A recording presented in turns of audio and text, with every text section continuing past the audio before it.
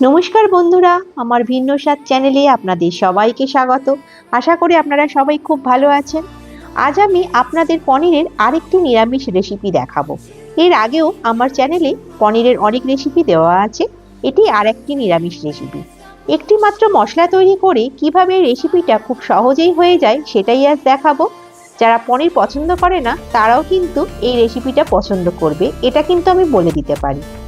এই রেসিপির জন্য প্রথমে আমাদের একটা পেস্ট তৈরি করে নিতে হবে।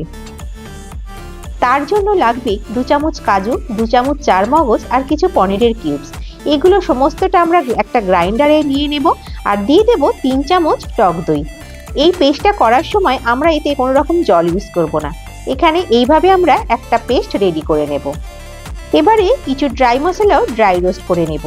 তার জন্য নেব 1 চামচ গোটা ধনে, হাফ চামচ গোটা জিরে, 1 চামচ গোটা মৌরি, 1 চামচ গোটা গোলমরিচ, 4টি শুকনো লঙ্কা, একটা স্টার অ্যানিশ, 1 ইঞ্চি দারচিনির টুকরো, 4টি ছোট এলাচ আর একটি বড় এলাচ।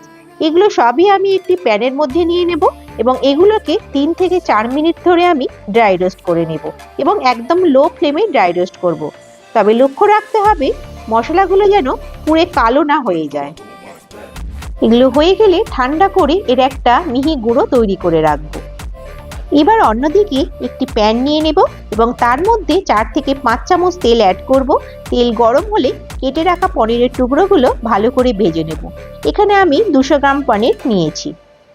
গ্যাসের ফ্লেম লো করে একটু লাল লাল করে পনিরগুলোকে কিন্তু আমি ভেজে নেব।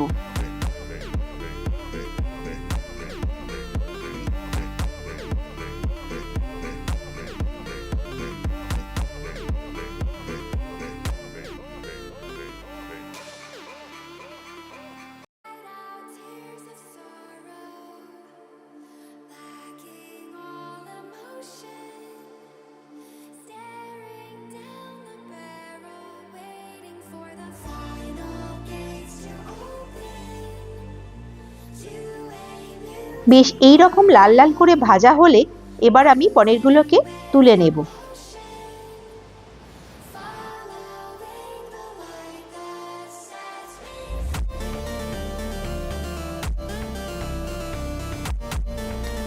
এবারে ওই একই তেলের মধ্যে অ্যাড করে দেব 3টি তেজপাতা আর আগে থেকে কেটে রাখা কিছু ক্যাপসিকাম। এখানে 1 কাপের মতো ক্যাপসিকাম নিয়েছি আর 1 চামচ গ্রেট করা আদা। এবার কিছুটা নাড়াচাড়া করে নেব। এই রান্নাটিতে কিন্তু খুবই সামান্য তেলের ব্যবহার করেছি আমি, তার জন্য রান্নাটা কিন্তু খুব হেলদিও।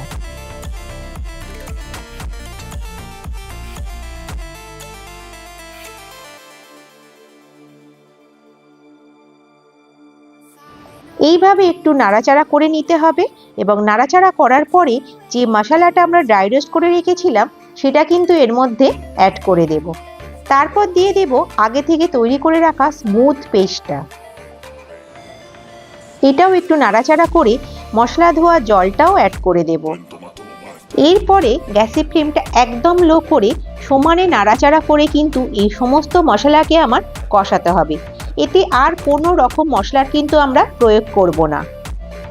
এই একটা মাত্র তৈরি করা মশলা দিয়েই এই রেসিপিটা কিন্তু কমপ্লিট হয়ে যাবে।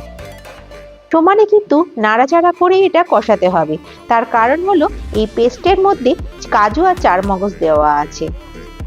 এটি প্যানের তলায় ধরে যাবার চান্স আছে, সেই জন্য সমানেই নাড়াচাড়া করতে হবে। এইভাবে তেল ছাড়তে আরম্ভ করলে এই সময় অ্যাড করে দেব কিছুটা কেশর। এতে ফ্লেভার এবং কালারটা দুটোই খুব ভালো আসবে। কষানোর এই পর্যায়ে অ্যাড করে দেব নুন আর চিনি। নুন আর চিনির পরিমাণটা আপনারা আপনাদের স্বাদ অনুযায়ী অ্যাড করবেন। পনিরের যে কোনো নিরামিষ রেসিপি একটু মিষ্টি মিষ্টি হলে কিন্তু খেতে বেশি ভালো লাগে, সেই অনুযায়ী আমি এখানে মিষ্টিটা কিন্তু একটু বেশিই অ্যাড করেছি।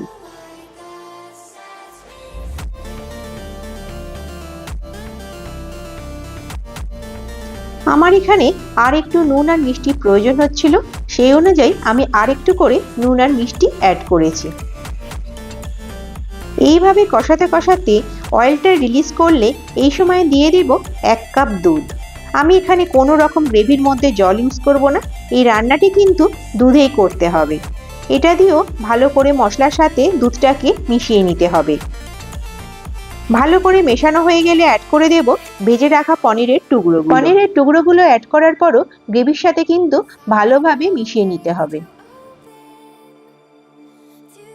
পনিরের টুকরোগুলোকে এইভাবে গ্রেভির সাথে ভালোভাবে মিশিয়ে 5 মিনিটের জন্য লো ফ্লেমে আস্তে আস্তে ফুটতে দিলেই কিন্তু রান্নাটি আমাদের কমপ্লিট হয়ে যাবে। এবং দেখুন কত সুন্দরভাবে তেলগুলো ওপরে ভেসে উঠেছে। পনিরের এই সুস্বাদু নিরামিষ রেসিপিটি কিন্তু আমরা অনায়াসেই রুটি, পরোটা বা পোলাওর সাথে পরিবেশন করতে পারেন। এটি আমি সার্ভ করার সময় ওপর থেকে একটু বাটারও অ্যাড করে দিয়েছি, যাতে ফ্লেভারটা আরও ভালো আসে। তাহলে অবশ্যই আপনারা একবার এই সহজ পদ্ধতিতে তৈরি পনিরের নিরামিষ রেসিপিটি ট্রাই করে দেখবেন আপনাদের কেমন লাগে। আর যদি বন্ধুরা আপনাদের এই ভিন্ন স্বাদ চ্যানেলের রেসিপিগুলো ভালো লেগে থাকে তাহলে অবশ্যই আমার চ্যানেলটি সাবস্ক্রাইব করে দেবেন, একটি লাইক দিয়ে দেবেন আর বেল আইকনটা অন রাখবেন পরবর্তী নোটিফিকেশনগুলি সহজেই পাওয়ার জন্য। ভালো থাকবেন, সুস্থ থাকবেন, ধন্যবাদ।